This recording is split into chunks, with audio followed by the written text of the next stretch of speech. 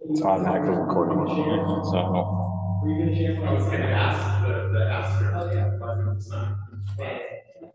So that's why we don't want this audio. We just want this one.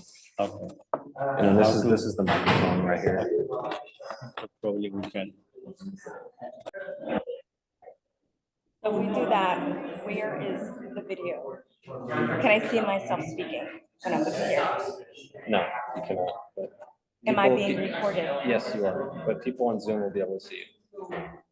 Visually and audibly? Yeah, so you'll appear in their small window here in the camera, even though it doesn't show for you. That Zoom needs to be on.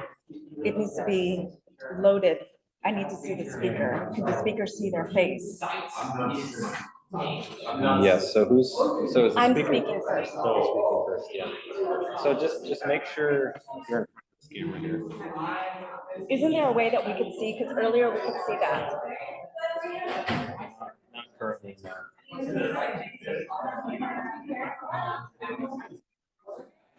Okay,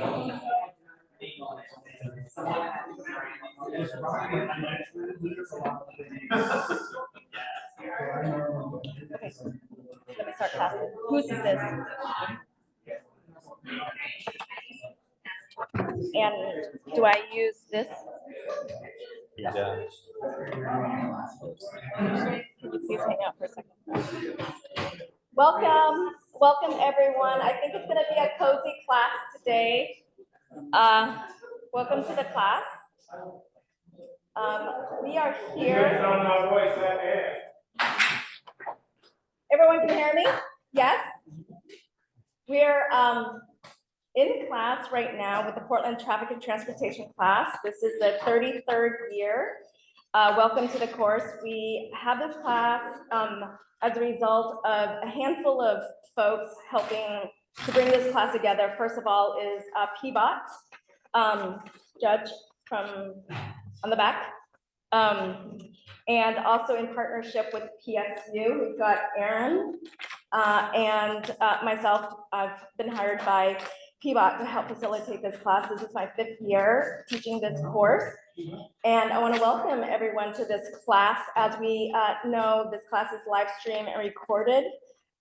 You've been selected among a handful of large participants who have applied for this course. What I've done in the past is actually cap this course at 25, but we open it, of course, in a bigger grand scheme to bring in more students, but also we have a record number of PSU graduate students here. So welcome. I want to start with some introductions and some welcome on behalf of the university. So I'm gonna give it to Aaron to bring us to PSU. Yeah, thanks for letting me do this. See, 33 years, is that? 33 years. Yeah.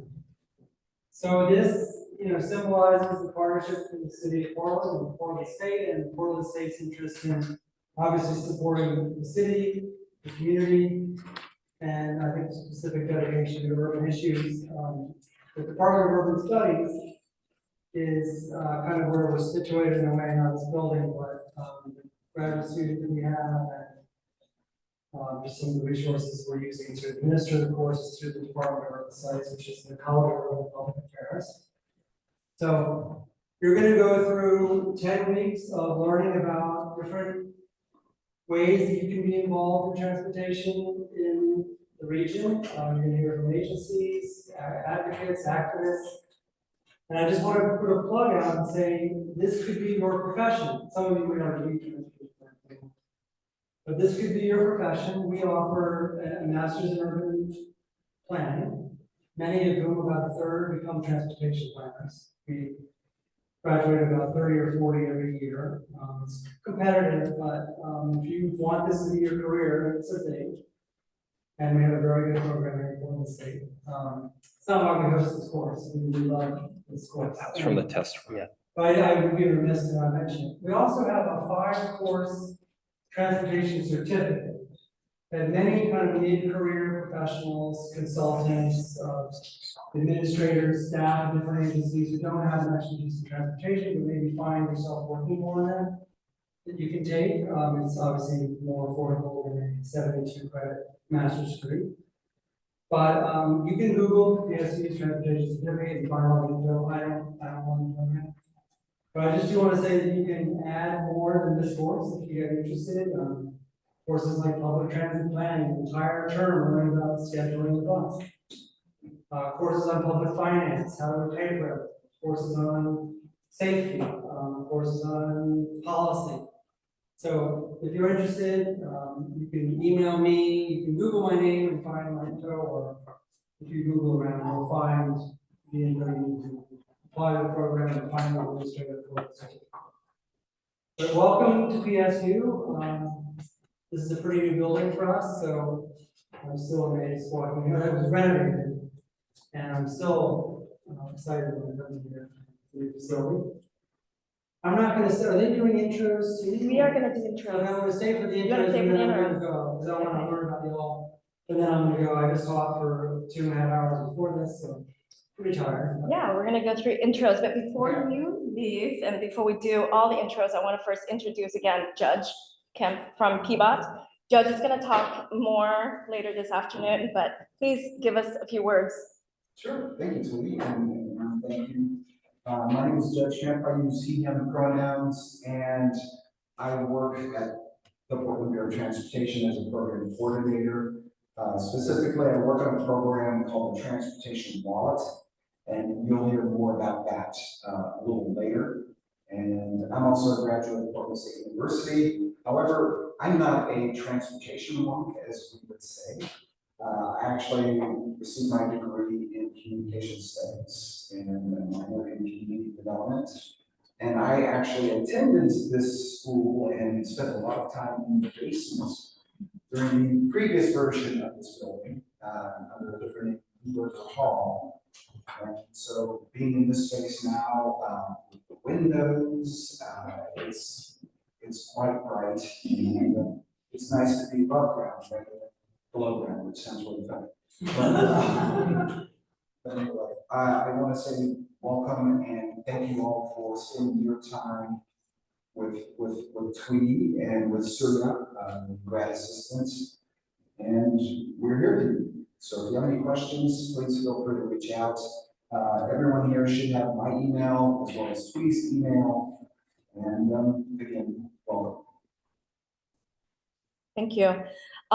Next up, I want to introduce you to Surya, who's our graduate assistant here. He's going to be helping not just with technology, but he's going to be the one communication with you regarding your project for the class, and also helping set up the Google Drive for the course and for communication among us. But yeah, we're going to really lean on Surya for a few of just to help out through this course. But Surya, do you want to say a few words about what you've been working on? Hi everyone, my name is Surya Joshi. I am a PSU student currently doing my doctoral studies in urban studies. I graduated from PSU. My department was this one, conflict resolution, back in the days when this was still Neuberger Hall. So I graduated in 2014 with master's in conflict resolution. And I currently work at ERCO, Immigrant and Refugee Community Organization, in their workforce department. I coordinate few programs there. And Transportation Wallet, luckily, I am also a community engagement liaison. So probably George will probably talk about that later on when he talks about Transportation Wallet. But I'm also a community engagement liaison who work with Nepalese and Bhutanese population, helping them out with a lot of like community related stuffs. And I'm kind of active mostly in East Portland communities, but this is my first time doing TA in the modern setting. So I am still learning. So we are, so I'll be in contact with you for a lot of stuff that we just mentioned, and it'll be I hope it's going to be a good journey together for next 10 weeks. Thank you. This is our IT. Just for today, just for the, at the beginning, I don't even know your name, sorry. All right. Is everything settled here? I think everything is, I hope so, because actually we won't know until tomorrow morning. Okay. Oh, okay. I think everything's Okay. recording and the PDFs and the PowerPoint should be good, so Okay, thank you. I think I'll take my leave now. I don't know, yeah, you're still on for another 12 minutes. I'll call you if we need something. You know, it's amazing how much we rely on technology these days. I'd even do myself justice to give you an introduction about me. I normally don't, but I am, like I said, I'm Thuy. I have my own consulting. I have a civil engineering background from the University of Portland. And my emphasis all the years that as a student and also as a professional has been in transportation planning and urban planning.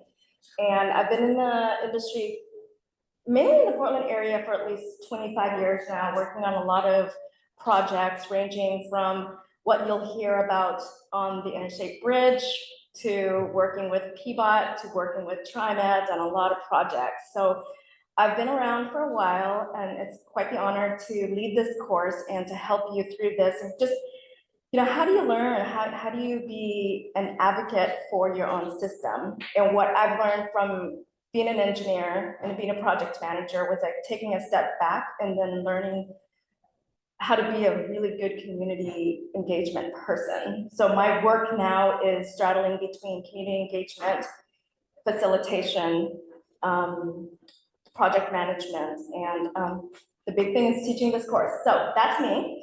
On the agenda today, we're gonna spend some time doing introductions. Judge will spend some time talking about transportation wallet. I always do a break in the middle of class, and sometimes these hours kind of shift some, but every first class of the year, I always bring back an alumni. And this year I'm bringing back Howard Silverman, who was an alumni back in 2018, who I just became friends with over the years, and we just have mutual connections and friends. So Howard is back here to talk about his project back in 2018, but also Howard's been around in Portland. He teaches at PNCA. We'll do a more formal introduction, but Howard's back to share with us the project, and that also leads into the setup of the course. What you're going to receive from us is a Google Drive link, which Daria will send, which has the entire syllabus. And we normally send that out in advance, but we didn't. So we're going to review the syllabus together, and then we'll talk about the class project. But we're coming in and out of this COVID situation, which when we were living during COVID 2020, 2021, I did a scavenger hunt bingo game, and I think some students really liked it, so I want to bring it back to class again this year, and it gives you an opportunity to just explore the city more. So with that, that's our agenda, and I'm going to have each of you go into the class and then do introductions. And I've set up, oh, here, actually, before we do this, we're gonna do student introductions since we'll have you here. Aaron, I'd like for you to talk about, mention your name, how you would like to be identified as, where do you live, in which district, why you're interested in taking this course, and what do you wanna learn from this course? And what's most interesting about you? So that part of it was in our application, but I think for us to, yeah, sit down, to get to know each other as colleagues, students, it'd be great to learn more about you. So who wants to start? Before we Yes. start, if anyone needs to use the restroom, they're just out the door to the left. So you don't have to wander too far. Okay. Do you want to start? Yeah, sure. My name is Will First. Please use my pronouns. I live in the Northwest District, kind of near the Slab Town. I am interested in taking this course because the interested in transportation would be a good way to better understand transportation history of the city, as well as just be exposed to more.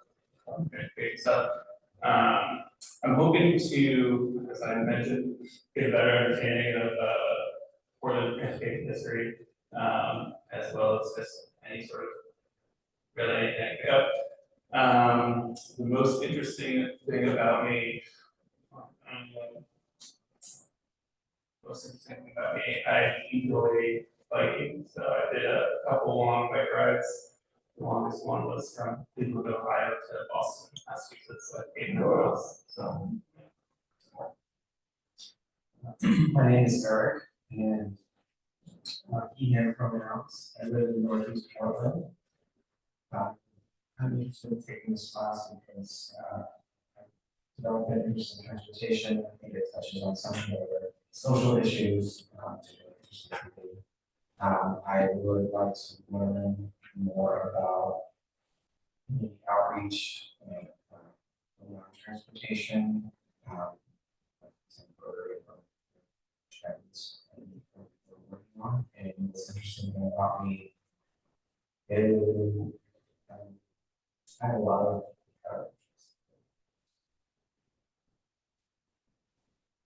I'm Katie, nice to meet all of you, and I will explain to your programs.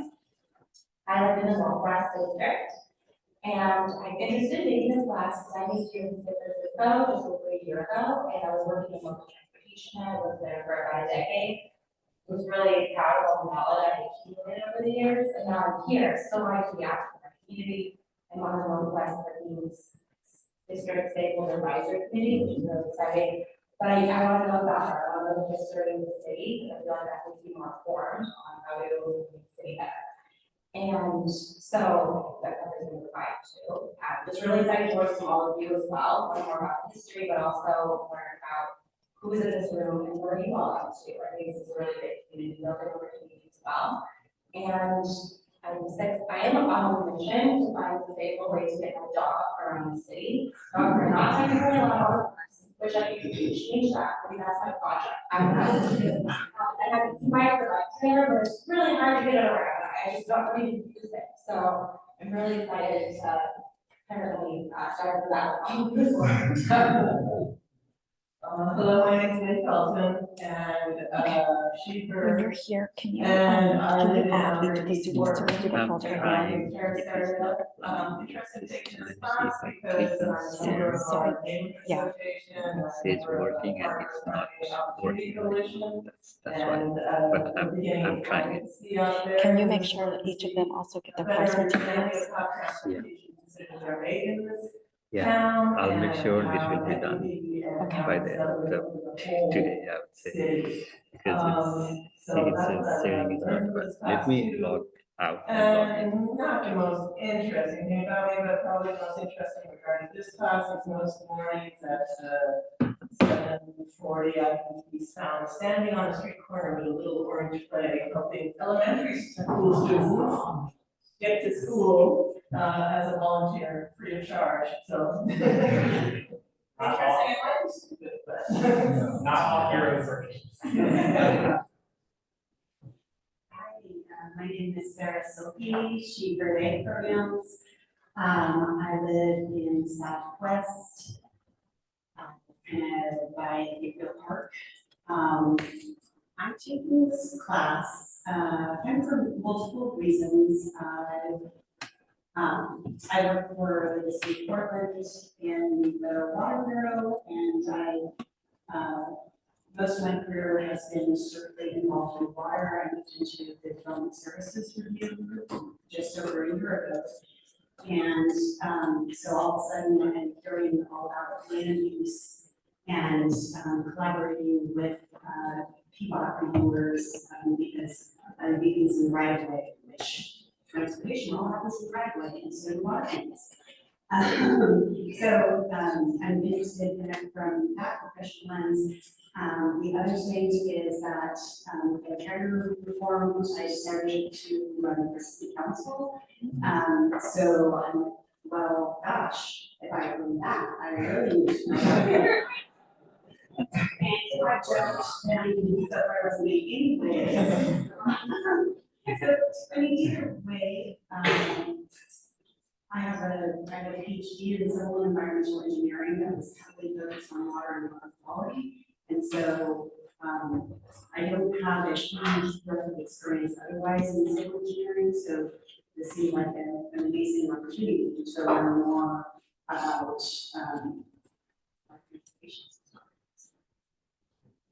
I would say when. yes. And the most interesting thing about me, I have, maybe this one, that's interesting thing about me is I have three little boys that I'm raising, ages 8, 13, and 15. And they are pretty.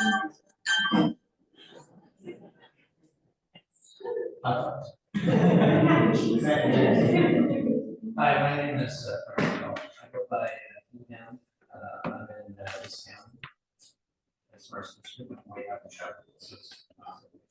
But I like connecting with Portland because I spend more time here than this country. Why am I interested in the class? I was actually considering, as Aaron mentioned, the certificate. I'm currently a graduate student in sociology here, so yeah, it's some interest over, and I had to drop your classes, sorry. Yeah, conflicted with one of my, the timeline, sorry. So, next term. So why am I interested? I mean, a lot of stuff you guys talked about. So you guys to school, volunteering in that, and then also the street trust and other advocacy groups as well. So getting to know Portland structure, bus structure. Recently did a class with Roger Keller, transportation. I was like sitting around with their engineers and urban planners. What's most interesting about me? As of yesterday, I'm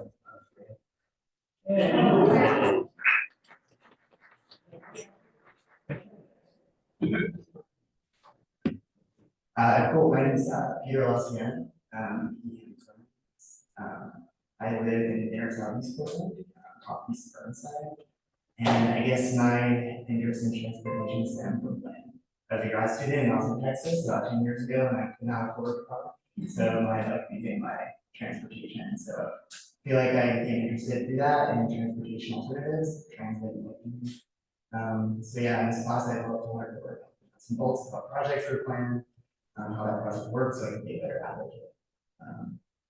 Interesting fact, I'm a geologist, that's my day job, so very much not an urban planner, but yeah. You're a what? I'm sorry? A geologist. Oh, geologist. Okay. Well, you got your own planning. Hi.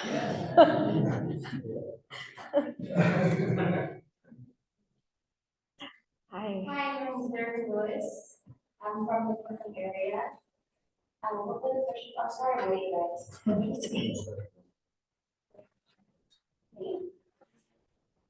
Sure. Miss Portland.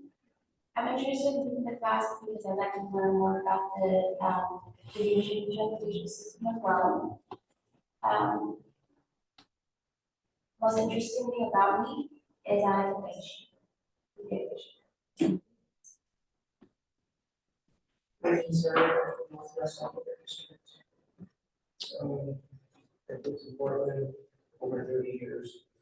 So I've seen things change, repairs, and good, not so good.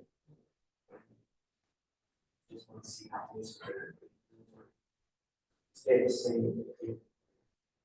And just been watching the politics of Northwest Party. It's quite interesting. Battlegrounds are big.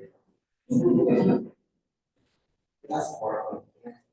Portland nice and nice.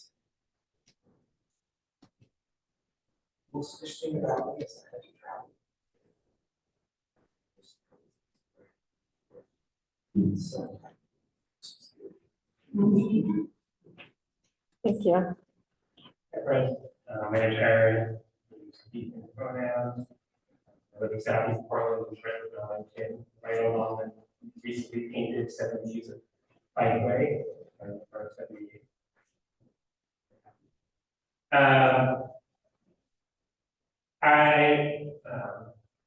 interested in like the technicals of transportation because I like getting in and like move on at the same time. I'm always happy when I try to do those things and the car out of the driveway.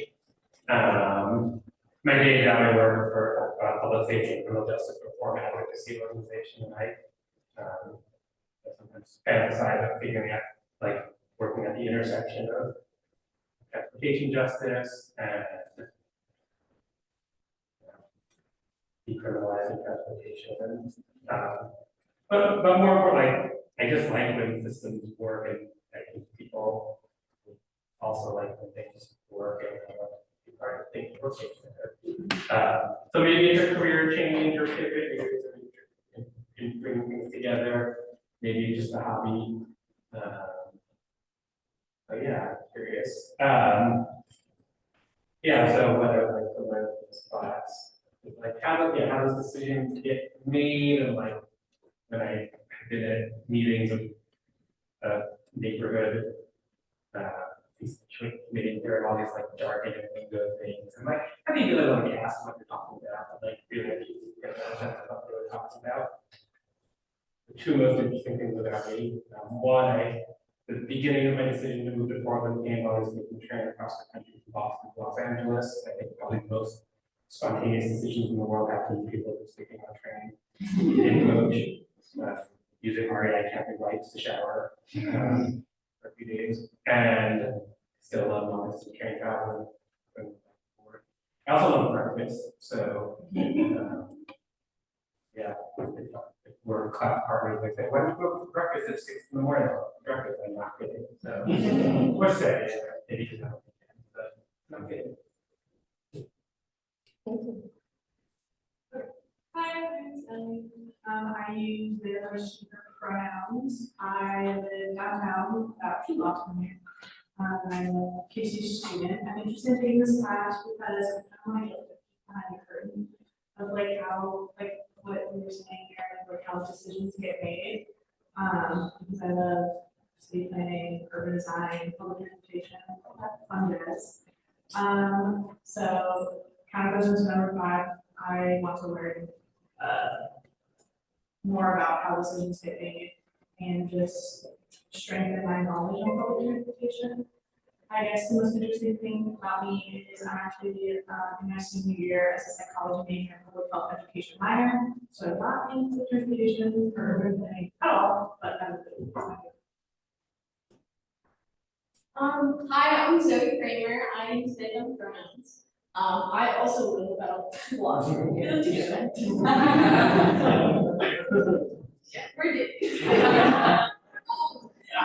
I'm interested in taking this class because I'm currently doing a minor in urban planning and design. I previously was doing civil engineering, found out it's very, very hard, so I switched.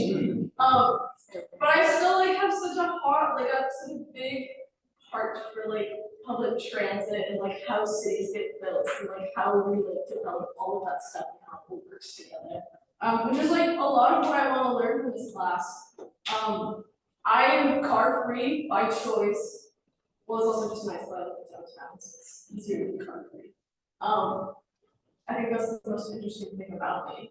And like learning how all the decisions get made for how transportation is built really pertains to me because I only take public transit. So see how those decisions get made, yeah, it's like what I want to be a part of one day. So what better place?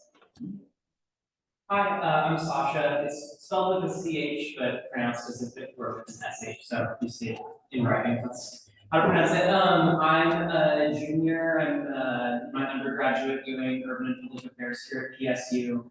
I'm also an onboard customer support representative. I don't know. Customer service representative. At Portland Streetcar. So if you see me on board, you can say hi. I'm there to answer questions. I'm not there to check your ticket. And I'm just interested. I live in historic Milwaukee, right off the Orange Line.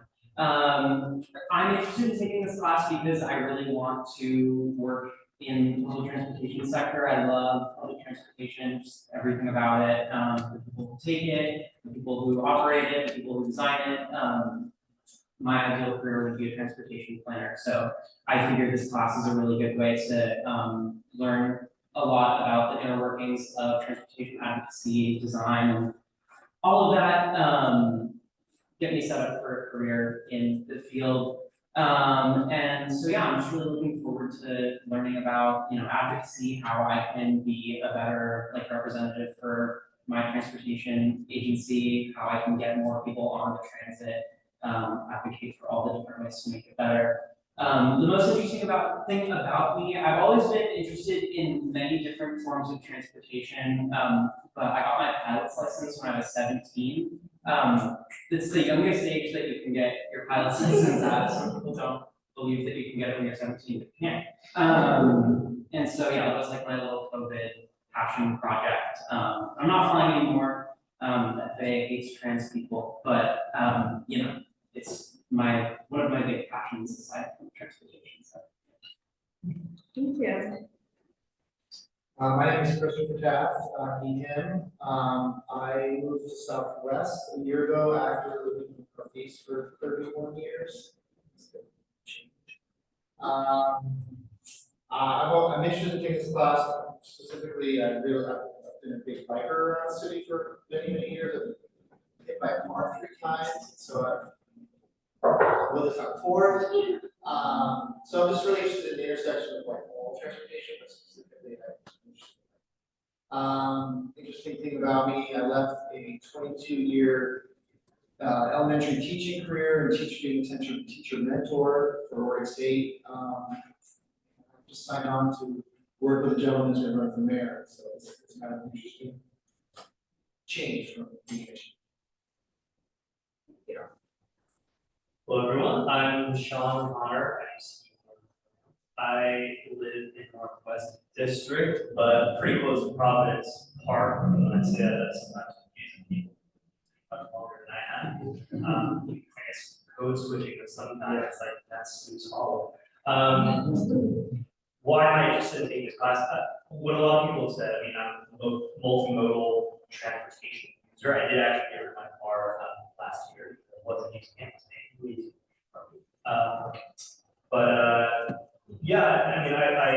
I'm also really interested in sort of the urban project and sustainability of it. I like urban living. I've lived in suburban ways and stuff, but I want the urban project to really succeed far in the future, and it's under a lot of stresses right now, as always. But I'm interested in how transportation policy obviously supports and sustains and extends that.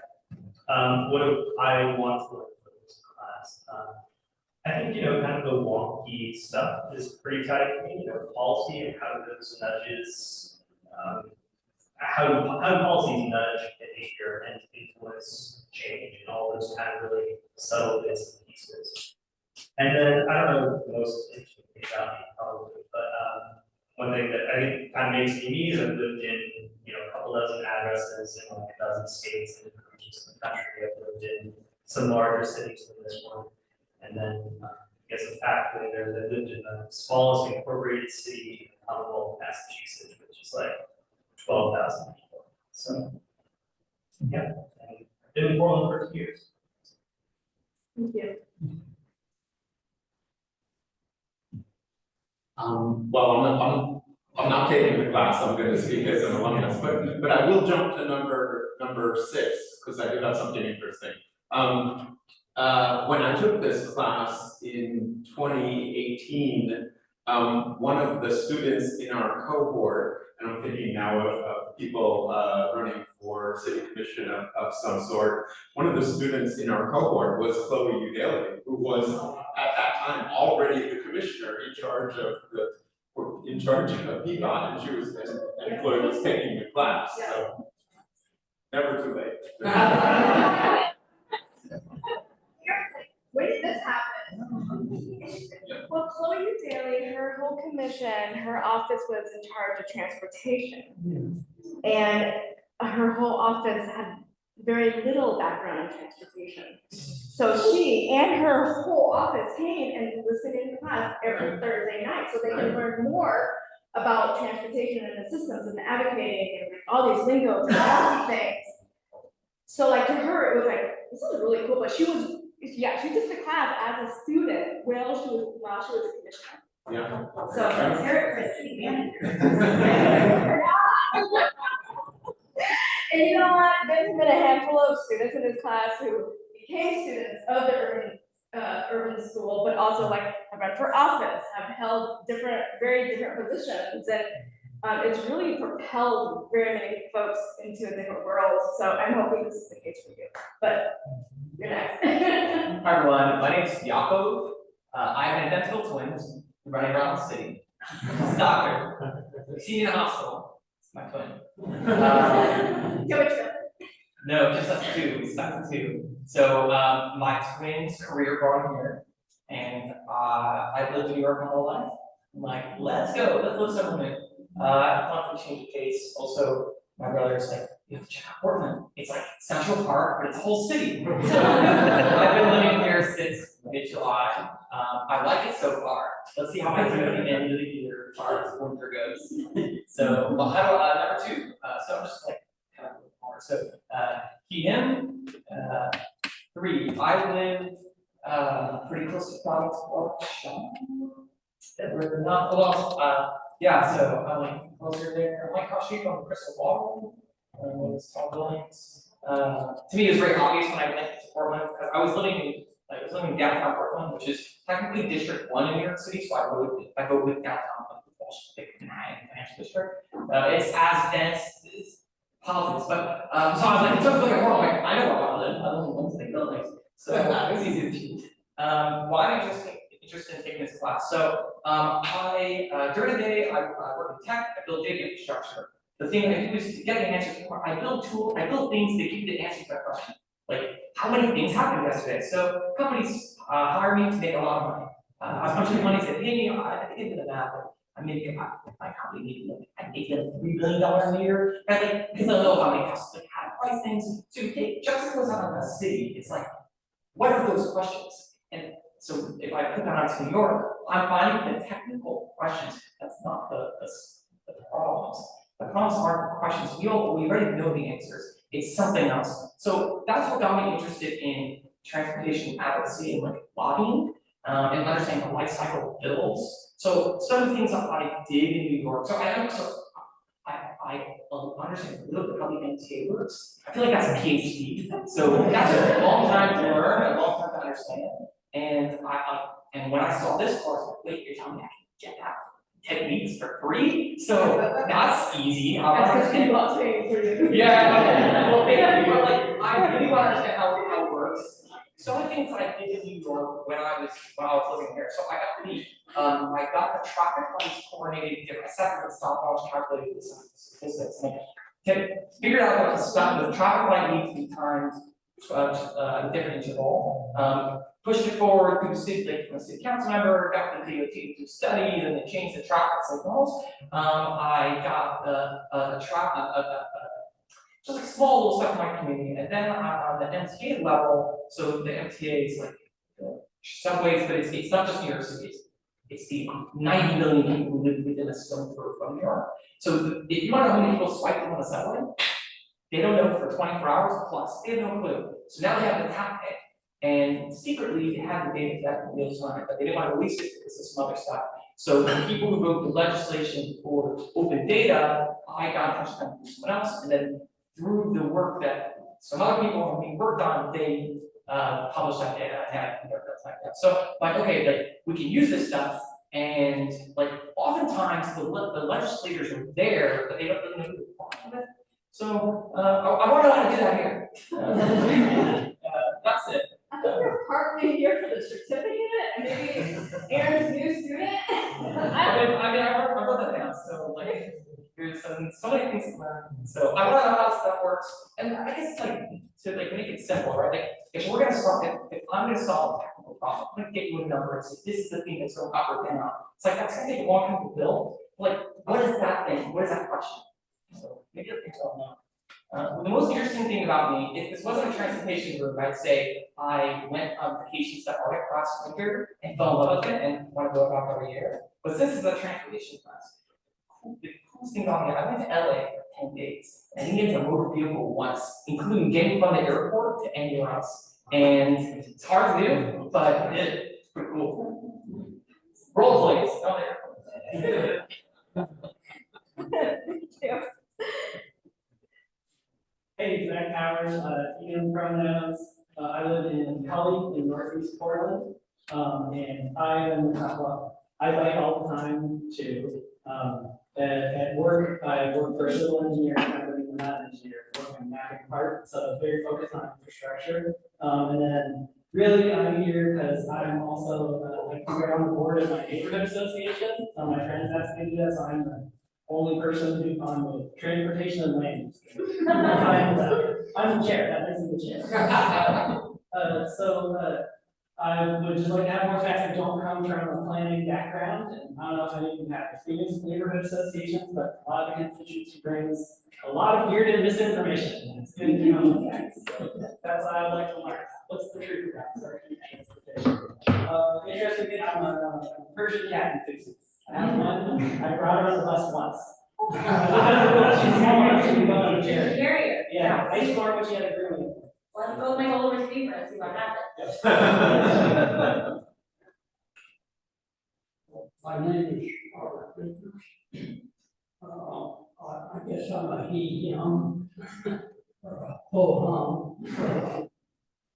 I learned to drive about the time they started the interstate. Highway system, and I watched the interstate being built from Los Angeles to Seattle. I'm a bit of a nomad. This is the 4th time I've lived in the Frank. Lived in California twice, Washington several times. I lived in the Northwest, out near Providence Park. Somebody said it. Interesting. I earned my living solving problems all my life. All my jobs revolved around that. I'll tell you an interesting one I solved for family oriented. I went there when I was just 21 and brand new, didn't know anybody. I just thought it was the most beautiful place I'd seen on earth. Seen most of the West Coast. And the thing that galled me was you go downtown to a little town, 3 blocks long. There were parking meters. You had to pay to park in front of a business to do business with them. And so I never would pay. Town, those 3 cops. They come around and tell me, remind me, I've got a whole bunch of parking tickets. I said, yeah, I know that. They said, you should pay those. I said, yeah, but I don't want to. I shouldn't have to. And they would banter back and forth. And one day I went into the hardware store and I bought a wood heater for my little house that I actually bought 20 years of age. I bought my first house. But I come out and I had another ticket on my windshield. And so I went back in and talked to the owner of the store. And I said, you know, I like to shop local here and I like to support all the local people, but I shouldn't have to pay the party clerk at the store for me to do business with you. And I said, I know it's not your fault. You didn't do that. I just wanted you to know how I felt about it. Well, unbeknownst to me, he was head of the Chamber of Commerce. And so he went up and down the street and every business in Bandon wanted those parking meters gone. And so they went into the city council. City council asked the police department. The police department says, we don't care. We only make enough money off of them to pay for the officer to collect the money to repair the meters. So if they're there or not there, it's no difference to us. So the council voted to get rid of the meters. This was in, When I was just 21, I won't tell you how old I am. But to this day, there are no parking meters in Vandenberg. So that's probably the difference. I've been solving problems ever since. You don't need to take this class, you don't have to teach this one. You had a comment? Yeah, I was just wondering how you paid for the tickets eventually, or if you're collecting interest over the years for Ben. I couldn't hear you. How are you gonna pay the tickets? How am I gonna pay the ticket? Or are you just gonna let it go? Oh, they They just called it a lot. they just threw them away. They threw them away. I can just see Ben saving them and having it, but. Yeah. And, I'm sorry. Thank you. Next. Yep. Well, my name is Richard Comfort, and I'm a native of Alabama. I'm in Elliott neighborhood. Been living there for 68 years. For a couple of years, I was in the Midwest, and that's I thought they had a great transportation system.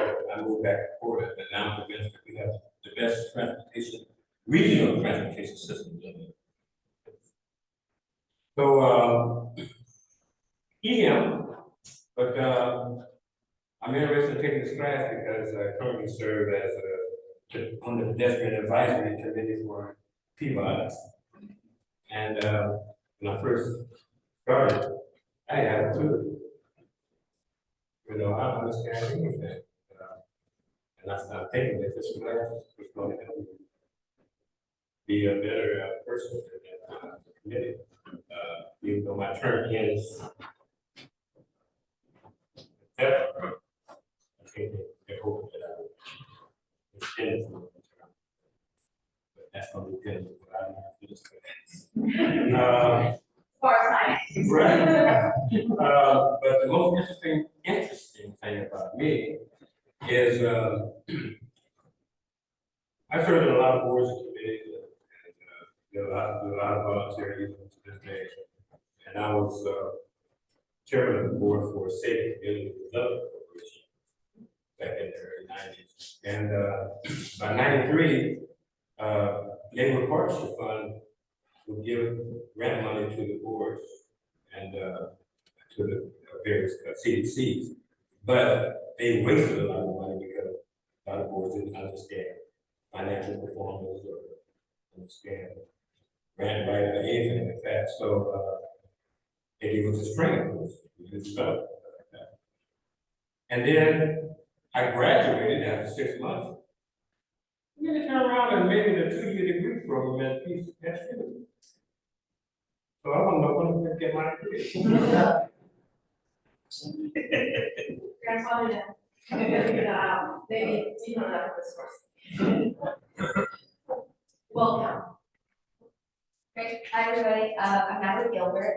I live in Southeast Florida, I live in Buckman, on the pathway on Belmont, I've got 16 in Belmont, kind of summers and every day, if anyone ever wants to park, hey. It's getting wet for that now, but in the spring. Why am I interested in taking this class? Nothing in my professional or student student career has been transfer related. So I'm more of like a hobby transit person, but I think especially post-COVID, like riding the bus, being around people, like just like everything like that is for me has been so like important and empowering, exciting, and I love like I take the bus to work every day, and I think the people in my office who take the bus or ride their bikes or walk to work are so much happier than the people who don't. And I love like the interaction. I love the city as a machine, and I love like it as a machine working. So I'm really interested, just kind of from a hobby perspective, and being able to like advocate for my community, my neighborhood, myself, and my friends. What do I want to learn from this class? My background is in like kind of manufacturing, was in manufacturing mostly, but I'm really interested in like the kind of everything that has to happen for something to happen, the kind of behind the scenes, the kind of the politics of it, but then just also the execution side, like what has to get done. So that is very exciting to me. I'm super nosy, so I just want to know like what's going on. What is the most interesting thing about me? I think it's kind of lame to say your job, but I really like that, just for me. But I really like my job. I work in like I coordinate emergency repairs and winter buys all around America. So if a winter buy like has a catastrophic failure, loses a blade, something like that. I get a bunch of people together and we'll fix it. So I think it's very fun. And it's just really interesting. So. I'm Heidi Hart, she pronouns. I live in Boston, actually, like 17 like very much neighbors.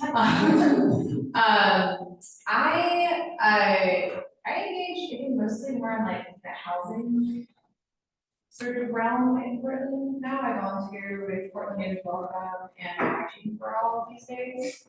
But I also just bike around a lot. And I don't know, I'm interested in transportation stuff, and learning more about it, and getting my brain off housing a little bit, although I know it is very related. So maybe that will be very successful. And what else with this class? I'm definitely interested in learning how this stuff works in Portland. I was looking at the syllabus and I was like, oh, there's a lot of cool people here. Like it's specific to the city, not just in general, which is what I think I'm definitely interested in. And like the history of Portland transportation and all that stuff. I don't know if it's the most interesting thing about me, but I really love trivia and I play online trivia league and I love more about it. Thank you. Wow.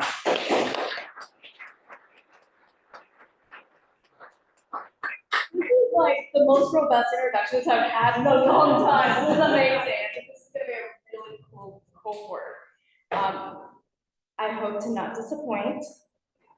We will not disappoint, but I hear a lot of interesting minds, but a very inquisitive mind. I'm hoping some of these hobbies and interests actually turn into something like flourish into something even bigger than that. So again, this is gonna be fun. It's gonna be fun to spend this time together. So Aaron, you excuse if you like, but if you want to say anything else, I know you stay here. Great meeting everyone, and I think Howard and I had some conversations during your project. If anyone wants to chat about, you're gonna be doing a project the whole term, right? So if you ever want to reach out to me, the first slide has my name, Google it. You can email me and we can chat. So even just once, whatever, bounce some ideas, you're trying to decide between two projects, I can talk to you just like online. Totally easy, so just want to offer that. Great, thank you. And I'll see everyone at the end of the course. I'll come back and be one of the panelists to judge the, or just wait now when you're doing like just everyone enjoys. It's more. Yeah. We got judge already. It used to be. Daniel, good to meet everyone. Thank you. Thank you. In so many instances, when we've got a dedicated cohort that's spending their Thursday nights here in the fall, that says a lot to your time, because your time is really important. How you spend it and who you spend it with is also very important. So I just want to send, first of all, that gratitude. And like I said, I want to make sure that through the course of this class, if anything comes up, please let us know if we could do better. We are a little behind in giving you your syllabus and your Google Docs files. Serious? They got the access already. While there was like introduction, I made sure that all of you should have access to your syllabus as well as your individual student folder for you to submit your works. Yes, thank you. So yeah, so what Surya did was what we had put together, kind of a bookkeeping course, part of this course is Google Drive turns out to be the best way to communicate with us. There is a folder that says course material, which you will have access to all of them. And there's a syllabus. You'll see the guest presentations. You'll see some of the homework assignments. And each of you will have your own folder, and no one else can see your folder, but in that folder, that's when you submit your homework assignments, and we review them and such. And then in coordination with projects, then we can communicate via that. But usually I always do an email to students a couple days before class or so throughout the week to remind you where your homework is and such. But I wanted to wait until I formally meet all of you before we send out the email. So that's where we're at in terms of our introductions. Let's see here. I want to spend, okay, I'm going to go through the syllabus because I know we have so many people from so many walks of life here. This class, the big emphasis when I took it over 5 years ago is on equity. So I just want to bring that up to the limelight, is that equity is very important to the whole entire region, to the city, but especially to this course. And I just want to bring that up because Judge and I have been working together for the past 2 years or so. But one of the things about this course is we want to make sure that everybody has a voice, and the voice is being brought up, and we share ideas, we share how we could do better. We share so many different things. But anyway, Judge, you can mention more. Is there anything else you want to bring up on that component? We are here as individuals, but we're also here as community. And this is all about community, exchange of ideas, collaboration, because you never know down the road who may be in a position either to hire or to collaborate with on a project. It all starts here, build that community and start here. Pretty much, yeah, thank you. So I'm gonna go through week by week really quickly. The first week is today. We're just gonna give you some foundations on transportation, talk about some of the equity work. Judge is gonna come and talk about the transportation wallet, and then we're gonna talk about community and transportation, how we build that.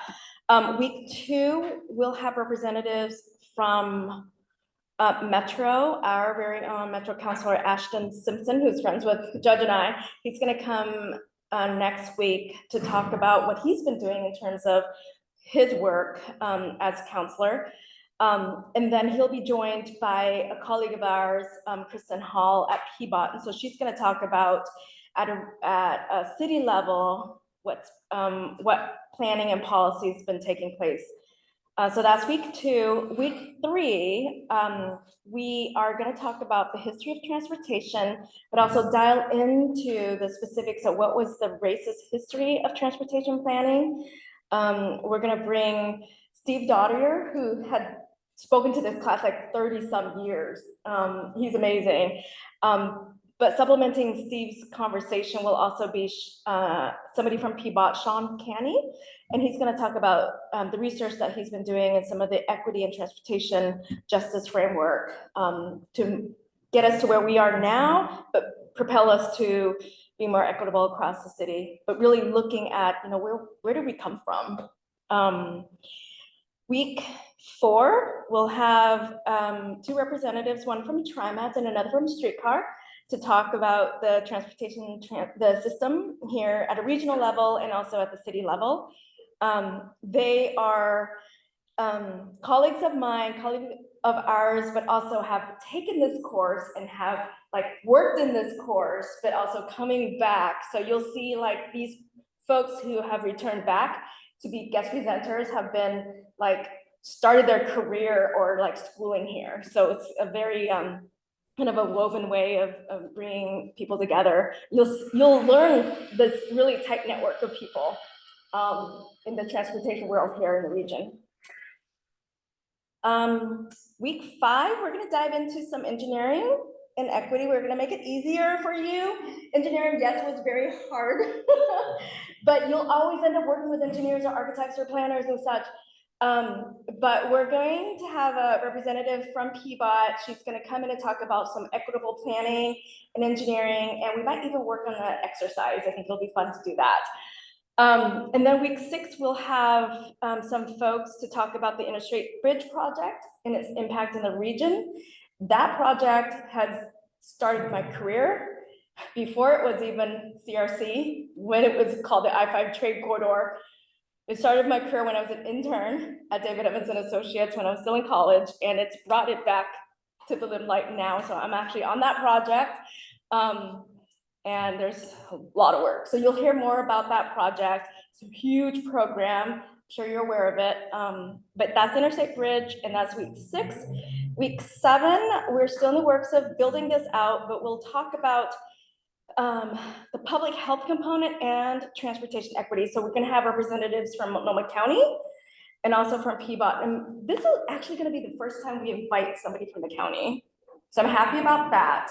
When I took this course years ago, it was very city heavy, like our speakers were mainly from the city, but I'm like, what about the state? What about the county? What about such? So we're gonna get representatives to talk about not just transportation, but how does that weave into transportation health and health equity.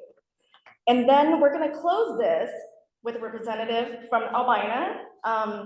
We're gonna bring in Rakaya Adams, friends of ours as well. But if you are familiar with some of Rakaya's work, she's amazing. She's like 10 times amazing. And we're really happy to have her here.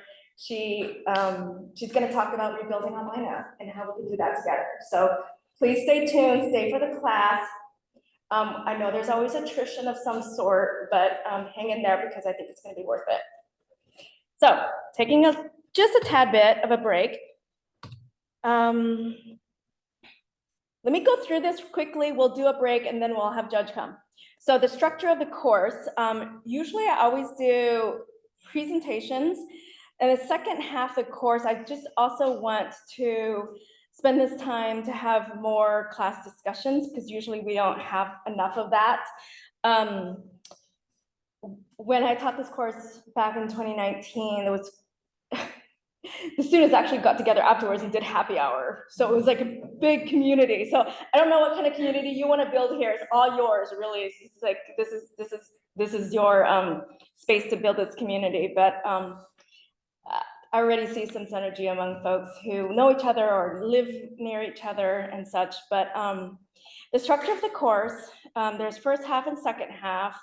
I've also broken this course into 3 phases. So the first phase is where we're at now. We're talking about the history of transportation.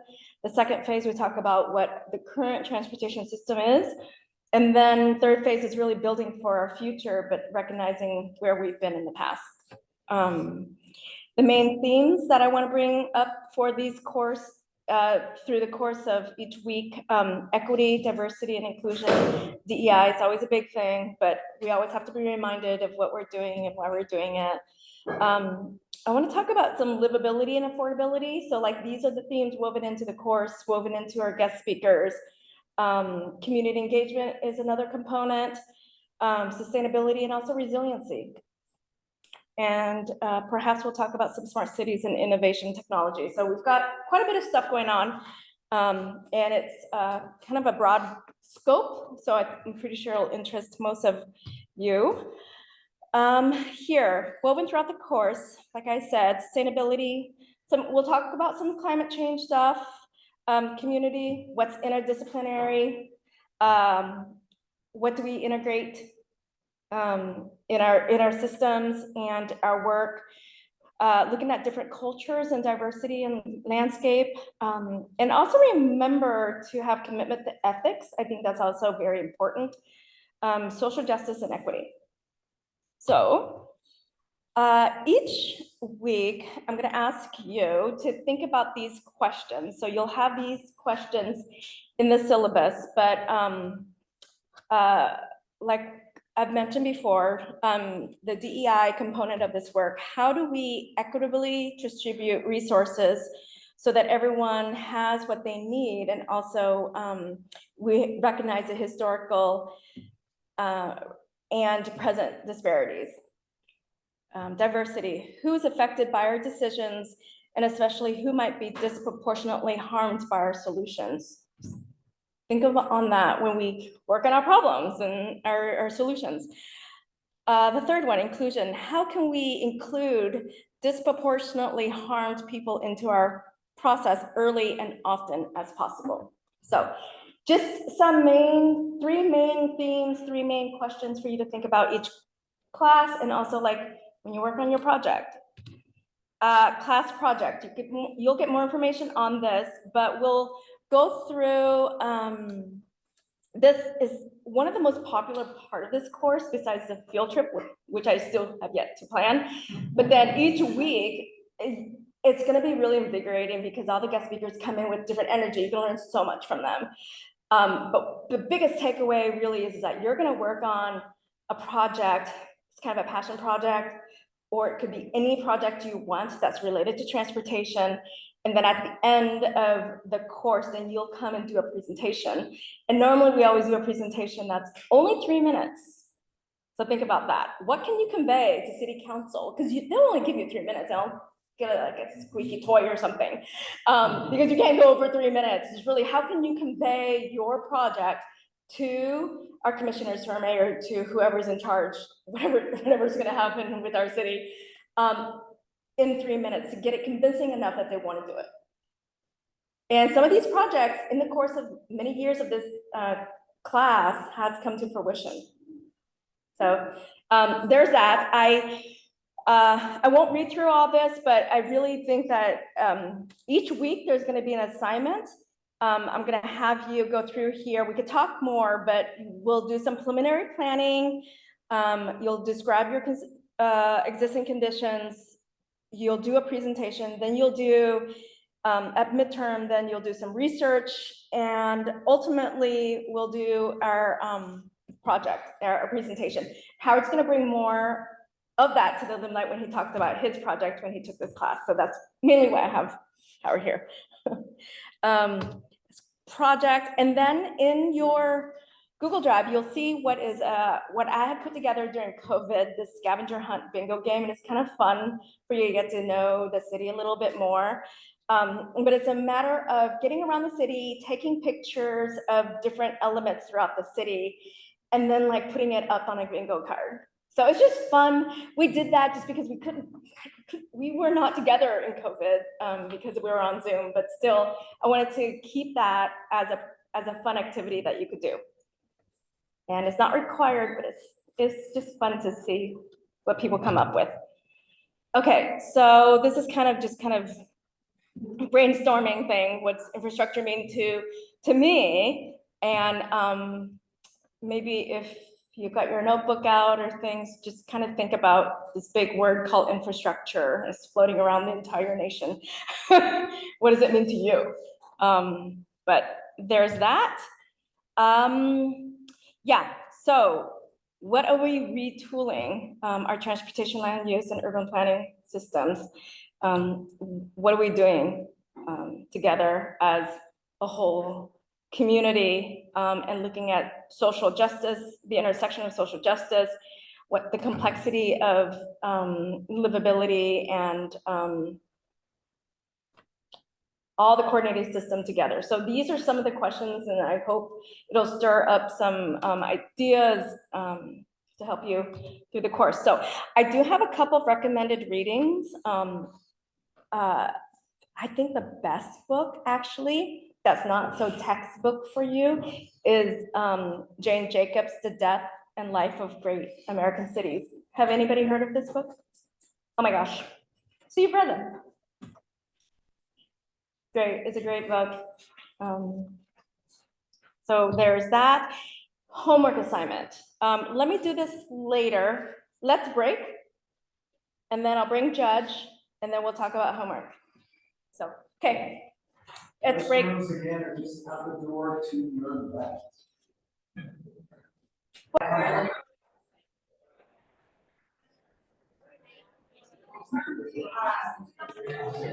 have a copy of the book.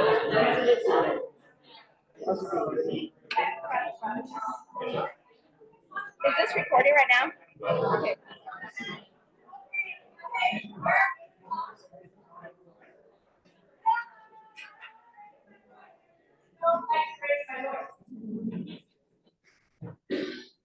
Thank you.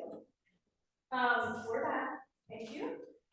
And I'm gonna read this to you because I would not do myself justice this class justice or judge any justice if I don't get every word right. So I normally don't read, but this is an introduction. You're gonna follow this guy. He's super cool. Okay, so he sent me a bio. He's super, like I said, he's super cool. So judge is a familiar face among the LGBTQ Portlanders because of its history of community service. Judge, his first name, not his title, served on the boards of Portland Q Center, the Oregon Commission on Black Affairs, and Portland's iconic red dress party PBX. When I told you guys I had to wear makeup for this, Judge is like, I gotta do mine too. This is the only time I wear makeup, by the way. After working in Salem for Oregon Governors Hopper and Brown, Judge finally made it back to Portland, where he currently works at the Portland Bureau of Transportation as a program coordinator.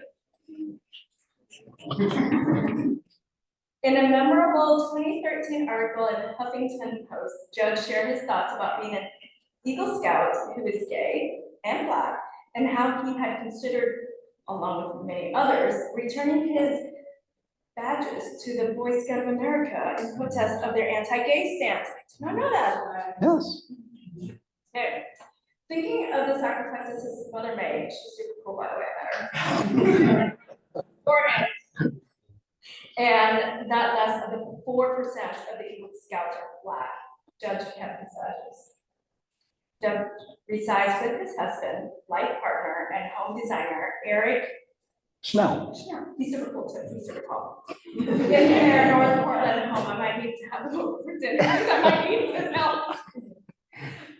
He's an outstanding public speaker, writer, and now author of his first book, Live, Love, Leo, Words from Modern Times. So colorful. Judge. No. Thank you, Thuy. Yes, like Thuy mentioned in my introduction, Judge is actually my real name. I'm actually Judge Junior. A little history about my name. My grandfather's name was Pleasant. And even on his worst days, he was still pleasant. Okay. I know it's just cheap, campy humor. It's after 8, so I'm wearing down. So I'm just tossing those at you. Anyway, for this evening, I wanted to talk to you a little bit about what I do at PBOT as a program coordinator. I work on a program called the Transportation Wallet. And I don't know, well, before I go into the slides, how many people here have ridden the Bike Town bikes? Large number of you. What about the electric scooters Bird, Lime, or Spin?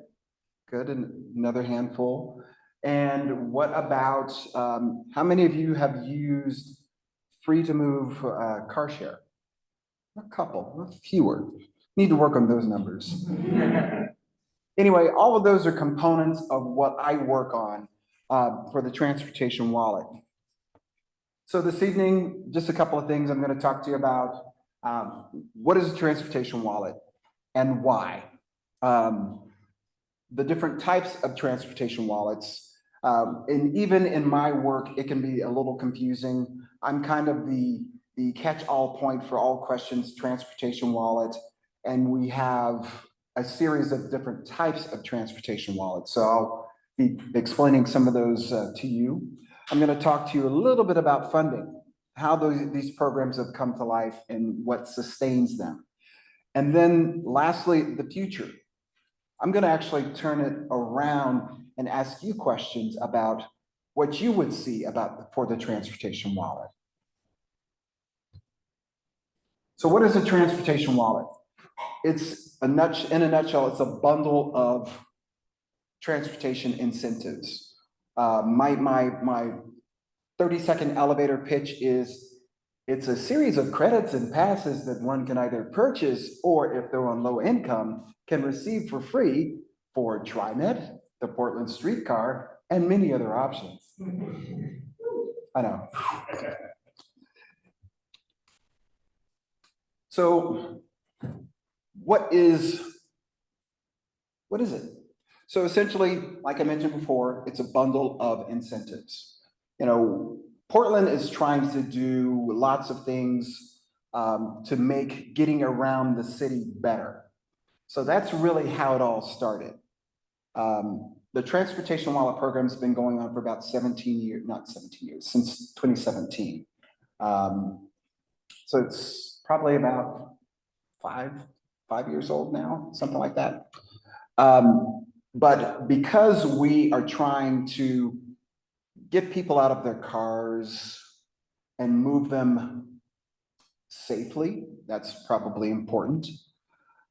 We all share the roadways, whether we're walking, scooting, biking, and so forth, or rolling, and that includes individuals in mobility devices. And that's a demographic that unfortunately does not get a lot of attention. And I just want to shout out that October 15th is White Cane Day.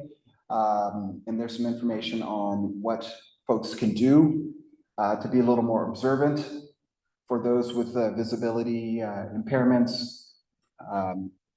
So that information is out there, soon to be out there for you to explore.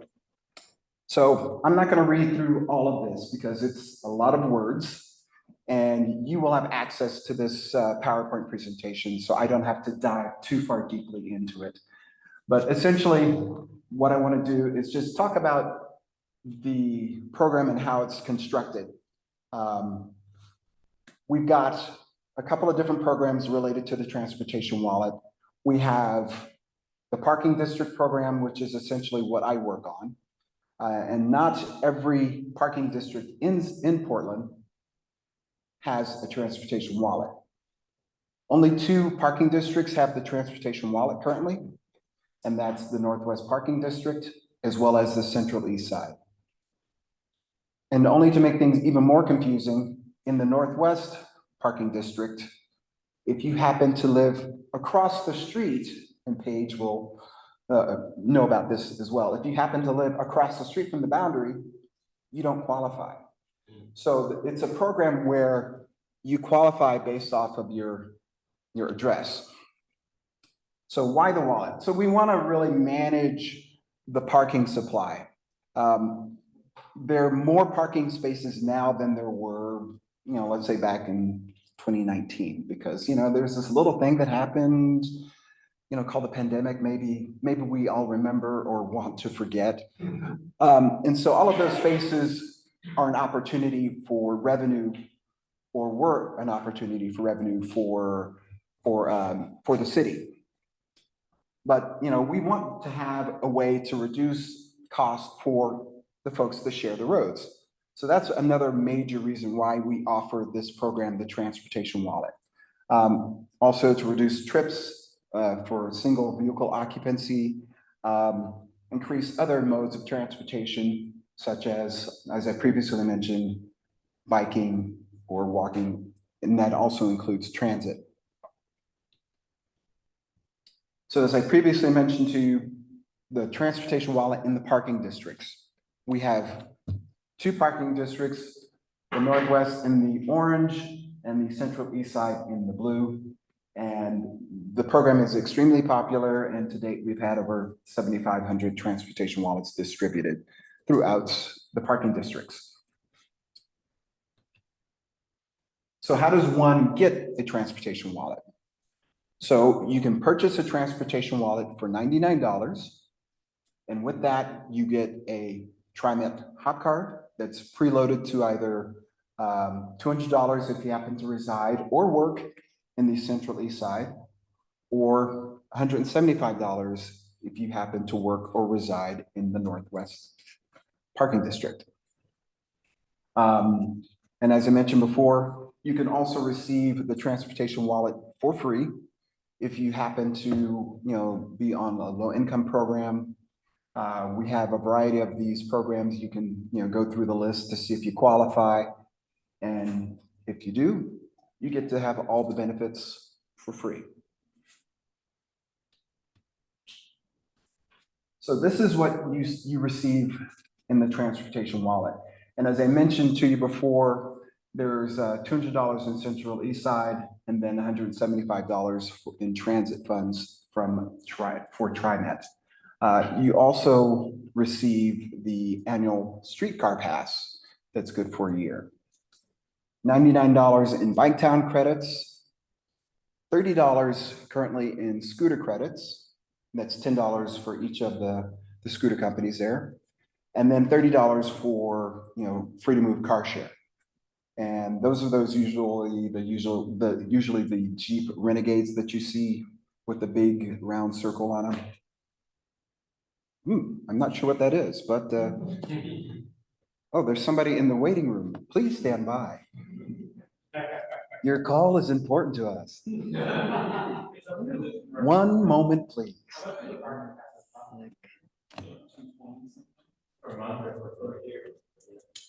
Yeah, so it's really a good, thank you. Well, welcome, new classmate, new cohort to our Portland Traffic and Transportation class. My name is Judge Kemp. I am the program coordinator for PBOT, and I'm giving a little presentation about the transportation wallet. So it's really a great incentive for folks to utilize the transportation wallet. It's not designed to replace or sustain a person's travel habits for a year, but it can, take care of at least some of that, So the funding for the transportation wallet, as you can see, is based off of a surcharge, and that is a surcharge that is charged on top of the parking meters. So they call it the net meter revenue. Excuse me. And so it's that surcharge is what funds this program. So another program that's part of the transportation wallet family is the Access for All. This is the low income component of the transportation wallet. And there's, again, even a sub tier under that. We're working on trying to expand the program citywide. So currently we're working with just some community partners to roll out this program with. But when someone, let's say, for example, in the parking district wants to receive a transportation wallet, they have options 1 and options 2 available to them. So option 1 is pretty good, transit for a year. However, you have to be a person with a disability or, have an honored citizen hop card already to be eligible for option 1. Otherwise, option 2 is great. That gives you a variety of flexibility in your travel options. You get the $200 on a hop card, you get the use of Biketown, you also receive $75 on a prepaid Visa card that can be used for, any of the little fees or memberships for the scooter costs or Biketown costs, things like that. It can be used for anything transit related, but not for gas. Option 3 is for the broader program for Access for All. That is part of the eventual citywide program that will include an option for a family. And as I mentioned about Access for All, it's a fairly new program, courtesy of the City Council. Back in 2021, they voted a 20-cent surcharge on top of parking fees. I don't know if anyone remembers seeing a little disclaimer with Parking Kitty explaining the parking climate or poem transaction fee. And so that's what funds currently the transportation, the Access for All program. It moved from a 2-year pilot program to now a permanently funded program. So if you happen to live in Northwest and you are new to a building, you qualify for a free transportation wallet. If you happen to live in any of the new properties that are popping up, the building owner pays into owner contractor, they pay into a program where their residents can also receive a transportation wallet. So the goal really is to try to find ways of getting people to move around the city through transit and other means other than a car. What year did that go into effect? Which one was paid into a bond? That's a good question. It's curious, because I moved into it pretty new. Yeah. And that's part of the conundrum with the new mover program for the commercial building side. It's really up to the building manager or management company to let us know that, hey, we got our occupancy report. We really want to provide this benefit to our new residents.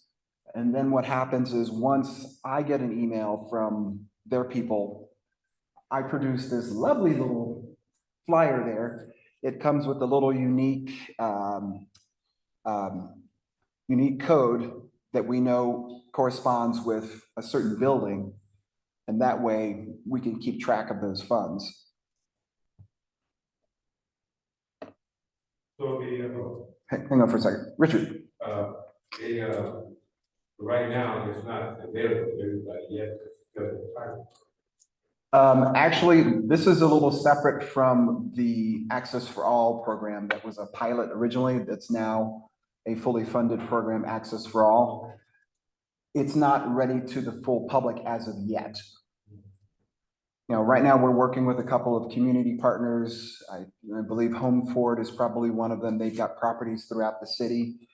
And there are a couple of other agencies that are working with the Access for All program to receive transportation wallets. This one in particular is actually for the commercial buildings. There's newer buildings where the residents, you know, they receive a new mover flyer and they can receive some of these benefits. And is that just in specific neighborhoods or is that all? It's in certain areas, so it's not necessarily in specific neighborhoods like Northwest or Central East Side. There are properties, I think Edge is one of the development companies that has new buildings that are part of this program as well. Is there like a list of like what those properties are, so like people who may be moving like purposefully go to a place where this is an option? Or like, is there a way to like sign up with people as a mail list? That's a really good question. And I would say there's no list, at least that we are aware of. And we're also working on trying to, since we haven't been able to get the property management companies or building owners to really provide this resource to the residents, I'm working with some of my colleagues on a platform called Data Axle. It's just where we can query addresses of these new buildings that are online to see who recently moved in, so we can actually target the residents specifically. Is that like a postal office change address data, or like is that a city specific reporting that they file? It's a third-party organization that we work with where you can request addresses, so it's not specific to the city. Yes. So a question here is, it sounds like if a developer is putting up a new building, they have to put this up. Yes. And regardless of who, because like they might do like Ziploc bags of owners, whoever's operating that building may or may not be incentivized to advertise that this building qualifies, but it does regardless if they externalize it. Yes and no, because a building developer and a building owner are two different individuals. So if a person builds the building, let's say a developer builds the building, they can also sell it and sell it to a management company. Then it becomes the responsibility of the management company to get the flyers out. And so that's where that disconnect is. And so that's why we're looking at data axle, for example, to get those addresses at a quarterly pace so we can send them out. If I understand, I'm trying to like wrap my head here. Like, let's just say I've got a management company that their income, they're gone, they're ghosts. And I knock on your door, like, this is my address. Can I get this? In that situation, does someone qualify, or does the management company need to like coordinate with your office? The management company has to coordinate with our office. Yeah, because, not that we don't trust people, anyone can say, hey, I just moved into this building, and without any type of verification, or at least knowing where they received the welcome flyer, someone could say, well, my neighbor had one and he ran a couple of copies, but they've been in that building they're not exactly a new mover. So. What was that? Yeah, could be.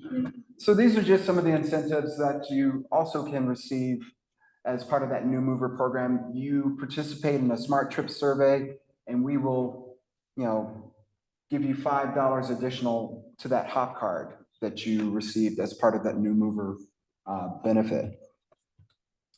So remember I mentioned there's going to be a question for you into this. So this is the future.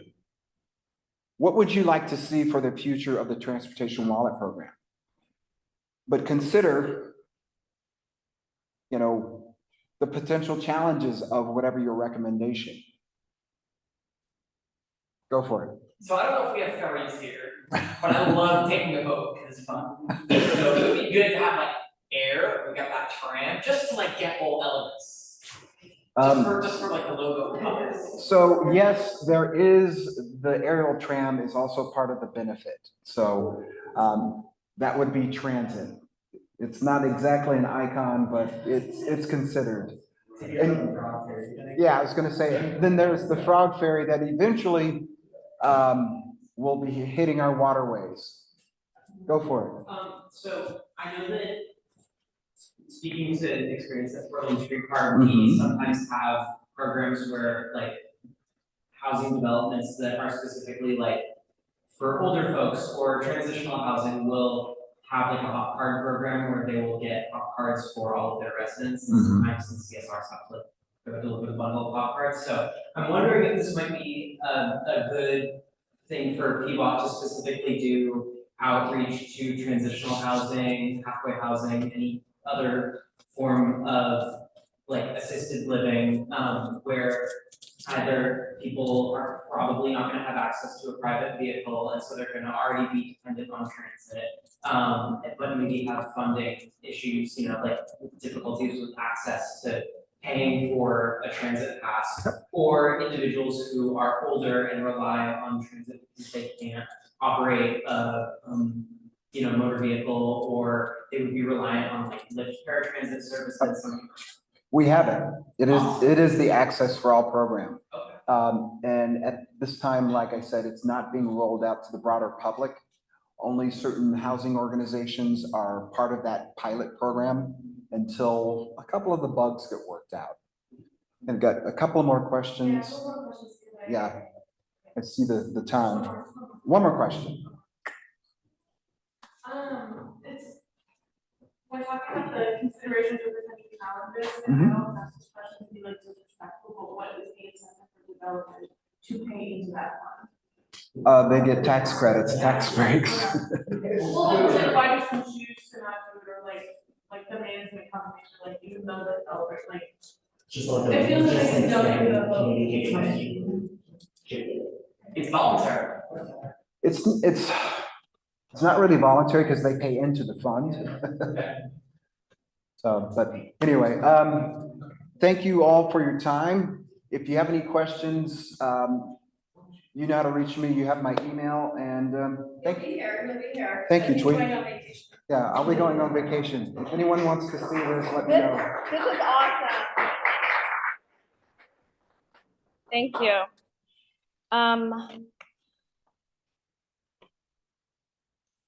So next up, I'm gonna bring up our class alum but also a friend of mine that I just recently reconnected with this summer, Howard Silverman. So Howard, I'm gonna let you. Hi, everyone. Can you help me with this? So I'm going to talk about Can you help me? my project Can you do of a few years ago, and that project led into this other project at PNCA where I teach. I teach at Pacific Northwest College of Art, and I teach a class called Strategy and Foresight, where we look at futures, and so this project in 2019 was called Mobility 2030, looking at the future of mobility in Portland. So this is how it. You can. Yes.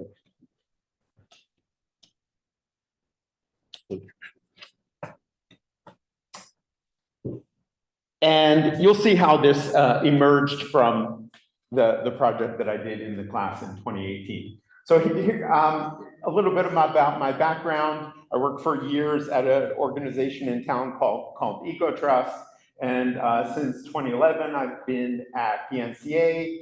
And this was the project that I worked on in 2018.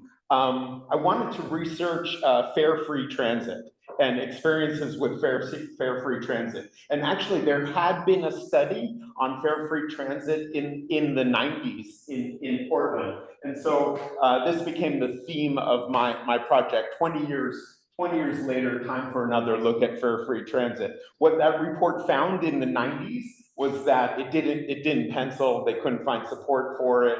It was advocated for by Vera Katz, who was mayor at that time, but it didn't go forward. And so I interviewed a couple of folks. I interviewed Mr. Arrington, who was a TriMet planner who worked on the original project in the 90s. And then I interviewed Aaron Golub, who's also on the board of OPAL, Transportation Justice Organization, Environmental Justice Organization. And so I tried to think about what had changed in 20 years and think about how this project might be, how fare-free transit might be funded. The proposal that I came up with was to reimagine a regional transportation system, including Port of Portland as part of our regional transportation system. And so to put a landing fee on arrivals at PDX Airport, and then use that money to fund the transit system. That's kind of in a nutshell there. I'm happy to share these slides with you if you like. So what happened is then that my class worked on this project to envision the future of mobility in Portland. This is the class of students, and we worked in partnership with Mesidel, a platform for Delphi process.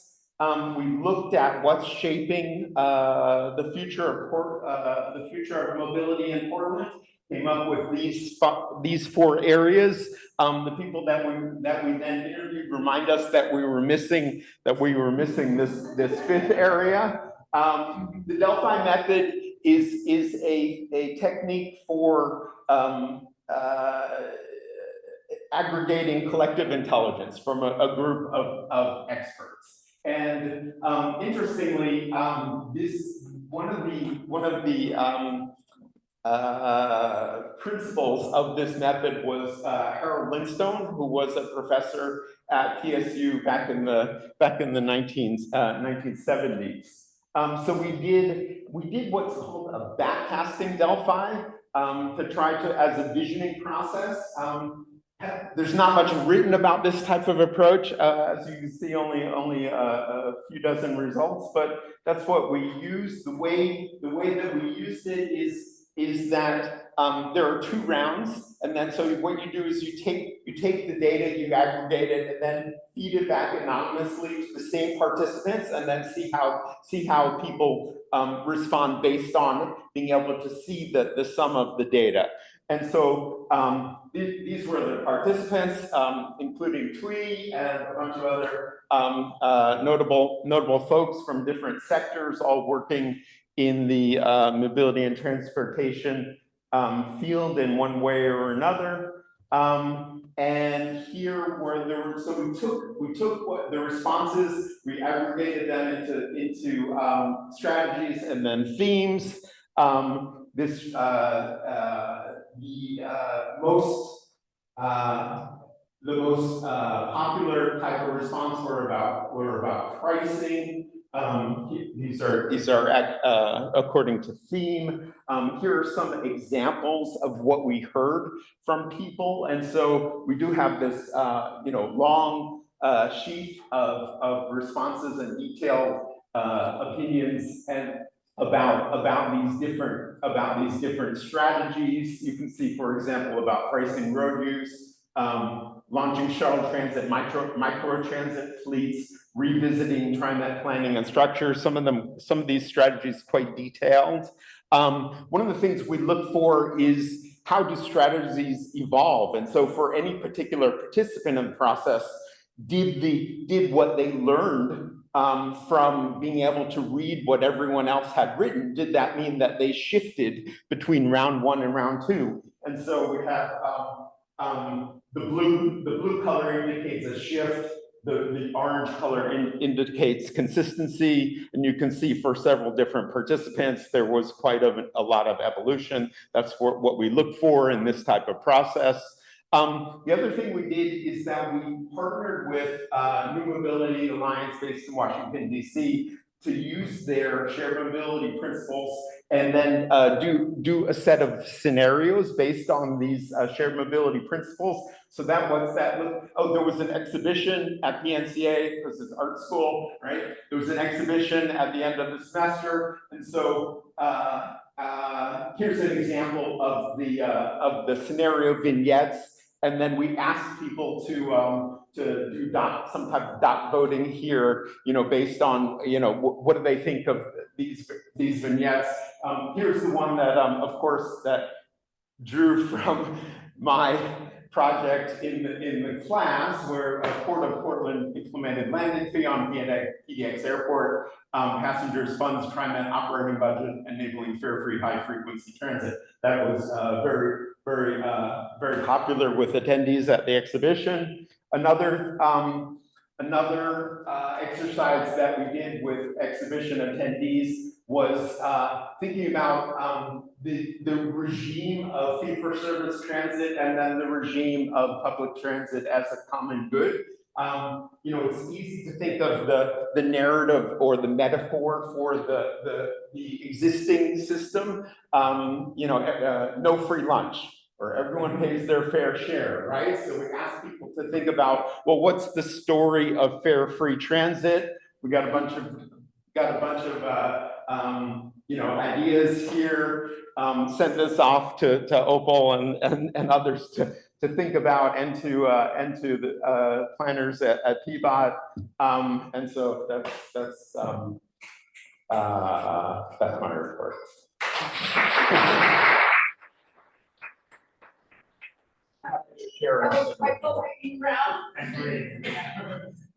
If you'd like to see anything, I'm happy to share it with you.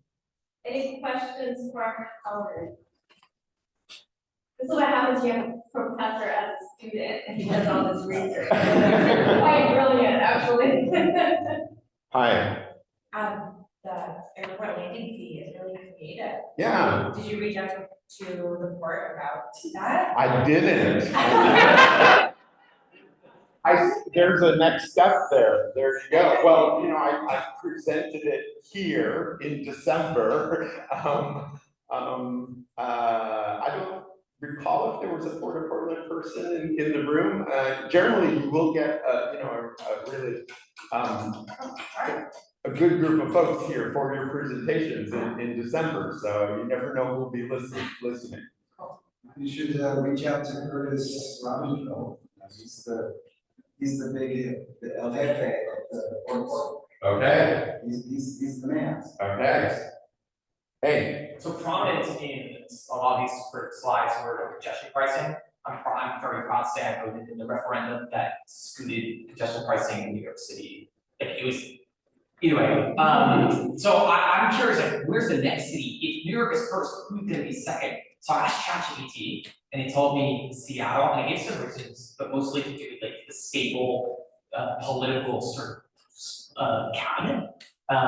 So I guess I'm curious, like, did you go that far to like think about what would be required to implement these, or is this just like the idea of we should do this? Which part? We should do this, and I don't know how we're gonna do it, or did you like go further and like this is how we're gonna do it? Which part? I guess like land fee or congestion pricing. No, I mean, I'm not a, transportation expert. This is the kind of thing that I do here. Well, at the exhibition, we had a congressional candidate and a mayoral candidate, both of them lost. Mark Gamba, who's now in Salem, at that time he was running against Kurt Schrader, 2019, and Sarah Ian Marone, who was running against Ted Wheeler. They were both at the exhibition, so we had, we had, potential audience there, but they both lost. So in talking with people about fare-free transit, was there any like indication from people that transit having or being fare-free would make it a more appealing option to meet their mobility needs? You mean in the various reports that I looked at? Yeah, and gauging people's interest, like the exhibition that you were speaking about. Yeah. There's a lot of information out there. There's a book called Fare Free Transit, which has a blurb from Aaron on it. So, he's been involved with this type of research. There is, there are close to 100 programs around the world with Fare Free Transit. There's one in Corvallis, and other bigger cities in Europe. Each time they're implemented, there is a sharp increase in ridership. So you can count on increased ridership and it being successful that way. There is concern about people who are living outside being on transit. So that's, on the other hand, there are also findings that transit operators find the convenience of not having to ask for fares very amenable and very desirable. So there's a lot of different factors. I'm thinking smaller towns, take Roseburg. Yeah. Are you finding anything that's sort of constant, or regardless of the population of an area, that a smaller town would be a viable way to have their free fare? Are there things that you're seeing that keep cropping up? If you do these three things, you're partway there. Yeah, that's a great question. What types of regions are good candidates for Fare Free Transit? Some of them are in college towns like Corvallis. Others.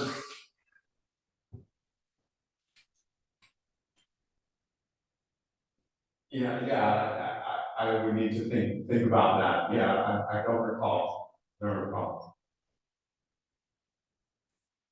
2 more questions, but we are also at time, and I want to be respectful because it's not very often we get to have Howard here. If you're okay with answering questions, 2 more, if that's okay? Yeah. And if you want to leave, I know time is up, you're welcome to leave, but please stay also if you want to stay. The other thing is that we did go through everything I needed to go through, but I'm gonna follow with homework and everything and via email. So yeah, take the 2 questions because I think they're really cool. Right. I was gonna ask if you guys kind of explore the tension between fare reduction versus service expansion, because I feel like that's like a huge topic that people have very strong feelings about. Right, I mean, if you think that there's a limited pot of money, then that would be a kind of trade-off, right? And so, that climate bullet there on the what's shaping our future, according to the plan, we're supposed to reduce transportation emissions 50% by 1935, right? And by 2035, and so 2135, and so how are we gonna get there? So yeah. Yeah, I guess I was thinking about, I feel like 20 years ago, we weren't thinking nearly as much about global warming.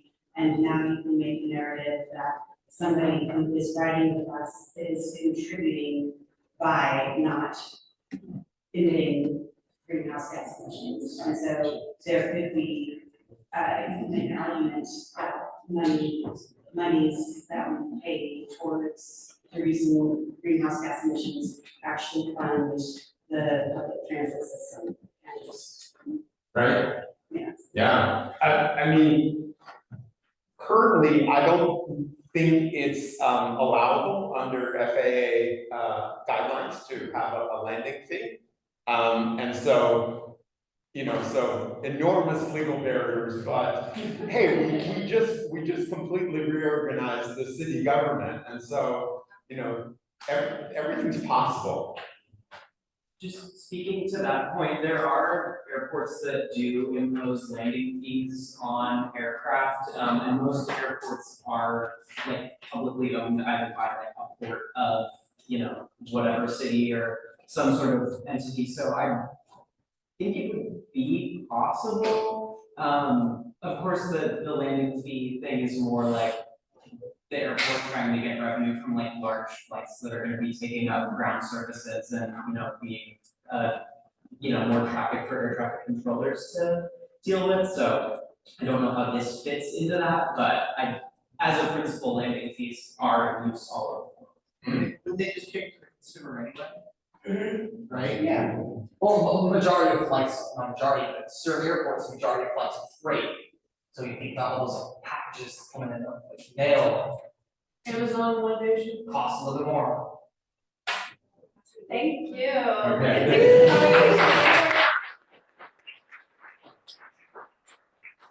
This core, there's also in the past, I've also created a Slack channel for this. Is that something you want to do? Yes, okay, so we can carry on the conversations outside of us. This is great. Thank you so much. Thank you, everyone. Have a great night. Thank you.